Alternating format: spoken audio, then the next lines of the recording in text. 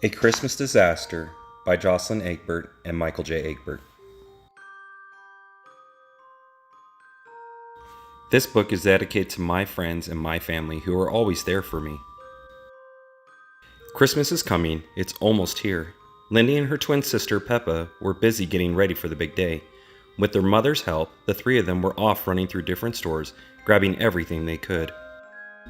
3 days till Christmas, and their excitement is beginning to boil over. Lindy exclaimed, "I can't wait to see what Christmas brings me this year." Peppa, on the other hand, had a more skeptical view of the big day. She playfully rolled her eyes, then responded, "Sure thing, Lindy. Try not to wake everyone so early this time." Choosing to ignore her sister's subtle dig, Lindy did her best to keep things festive. She suggested that the three of them bake some cookies before Dad came home. Lindy's mom and sister loved the idea. To coordinate the chaotic scene, she suggested that the two girls continue decorating the Christmas tree while she baked some cookies. Lindy protested, "But I want to make them." Her mother assured her there was plenty of time to help decorate each batch. While their mother was busy in the kitchen, Lindy hurried, putting as many ornaments of hers on the tree. In this frantic state, she failed to account for one. It was a porcelain ballerina of pink and white. It was a gift given to her on her third Christmas. Of all the ornaments, this was her favorite. Throughout the holiday, she envisioned herself being that ballerina, prancing along each branch of the tree. Unfortunately, those scattered thoughts of the kitchen prevented her from seeing this ornament. Without spotting her error, Lindy bolted towards the kitchen, leaving her sister Peppa behind at the tree. Although Peppa loves Christmas, she finds her sister's enthusiasm a bit much. Every year, Lindy takes over the holiday, making her version of Christmas the only one to be had. While her sister scurried away, Peppa noticed Lindy's ballerina. At first, she planned on letting her sister know that the ornament was still in its box. However, Peppa realized with Lindy in the other room, this was her chance to find the best remaining branches for her ornaments, leaving only the back of the tree for Lindy's ballerina.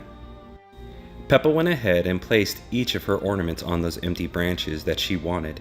Before finishing up, she became suspicious. Peppa felt concerned that Lindy would take off one of her ornaments and replace it with her ballerina. Sadly, Lindy tends to reorganize things to her liking. There was one thing left to do.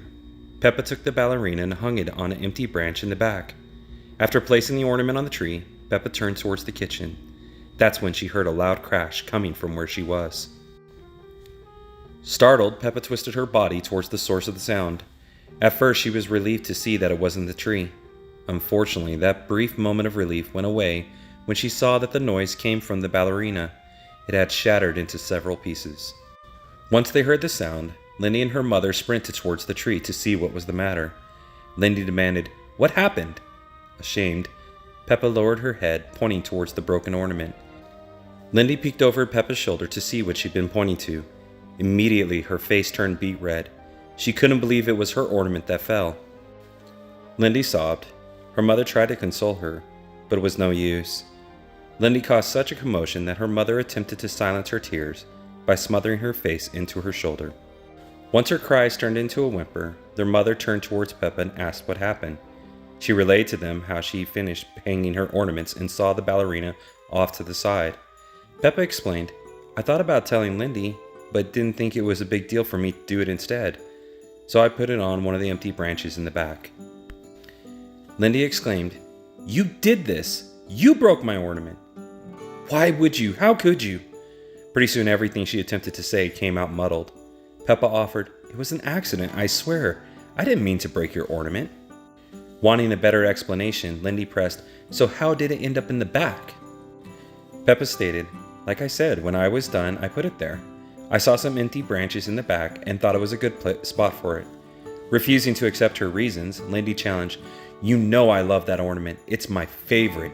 Every year you see me stare at it. Why would you think it's okay to put it in the back?" Irritated with her sister's attitude of superiority, Peppa belted, "If it's so important, then why did you forget it? Besides, why should your ornaments get special consideration over mine? When did you become the goddess of all things Christmas?"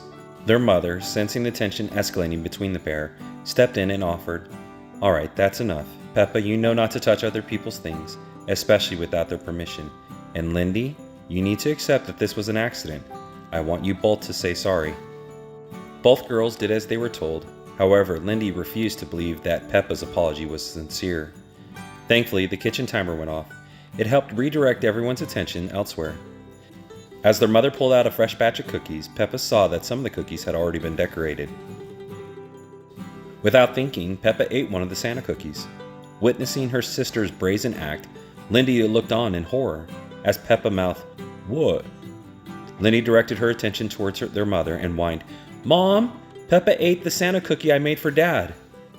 Her mother offered a simple remedy. She explained, "Look, we have an entire batch fresh out of the oven. Your father won't even notice the difference." Frustrated by the lack of action, Lindy demanded retribution.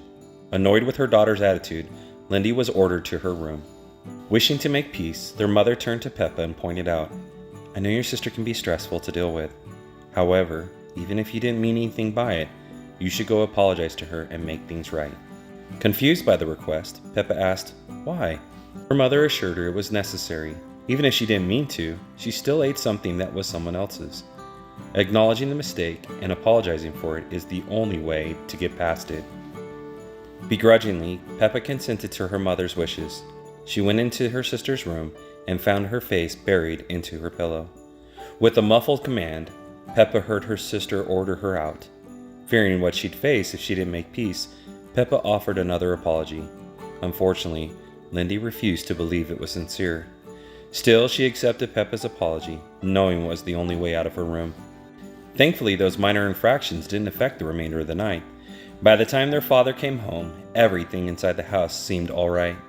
He loved each cookie offered to him, adding, "If I knew my daughters were such good cooks, I'd have asked Santa for a stretchier pair of pants." The following day was their family's Christmas party. Several families attended. Thankfully, those families have children, who are friends with Lindy and Peppa. For the majority of the night, both sisters remained in their respective rooms, playing different games with friends. The night was going well until both girls went to grab some food. Although unintended, Peppa bumped into Lindy while she was carrying a piece of chocolate cream pie. The pie landed on the back of her sister's dress, making it appear that Lindy had an accident. Frustrated with her sister, Lindy called Peppa a dirty rat. Their father rushed into the kitchen, preventing any further damage. Before issuing his judgment, their father took a second to examine the damage that was done. Lindy's emotions got the better of her. There was no point in consoling her, forcing their dad to send both girls to their rooms. Food flung onto her dress is one thing, being dismissed in front of her friends is another.